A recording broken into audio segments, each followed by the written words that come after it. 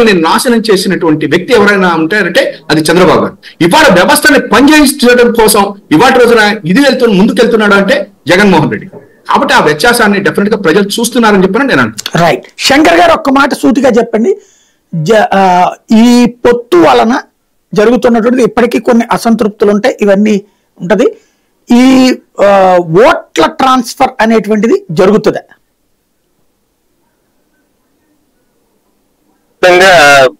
TDP అవలంబిస్తున్న ధోరణిలో Telugu Desam party సంబంధించిన కొన్ని మీడియా, పచ్చ మీడియా అంటారు, ఆ మీడియా సంస్థలు కానివ్వండి, టీడీపీ నాయకులు కానివ్వండి, వీళ్ళు ఆరంభంలోనే ఇంకా పొత్తు స్టార్ట్ అయింది, బీజేపీ మన దగ్గరకు వస్తుంది అనుకుంటున్నాం కానీ ఎవరిని మనం క్రిటిసైజ్ చేయాలి అనేది ఇప్పుడే మొదలు పెట్టారు.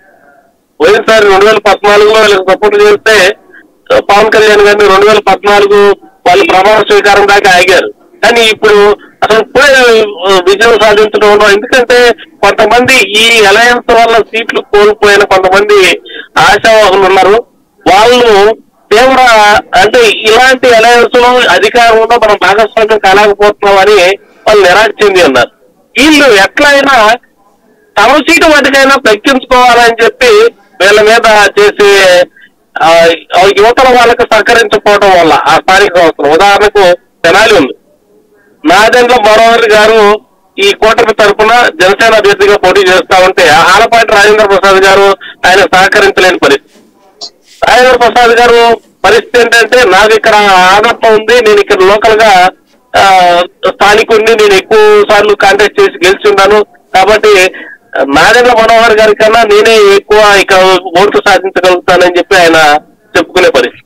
ఇట్లా ఆయన చేసినప్పుడు మిగిలిన చోట్ల ఈ మిగిలిన 175 స్థానాల్లో జన సైనికులు వాళ్ళకి సపోర్ట్ చేసే పరిస్థితి ఉంటుందా ఉండదా?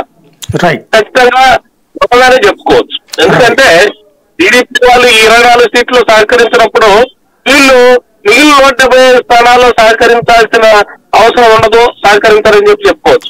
కానీ చంద్రబాబు నాయుడు గారు నోరు తెలిసి ఖచ్చితంగా వాళ్ళ కట్టడి చేసుకుని ఇలాంటి రాజకీయాలకి మళ్ళీ పాల్పడకూడదు అని చెప్పి వాళ్ళకి గట్టిగా వార్నింగ్ ఇచ్చినప్పుడు మాత్రమే ఇవన్నీ సమస్యపోతాయి.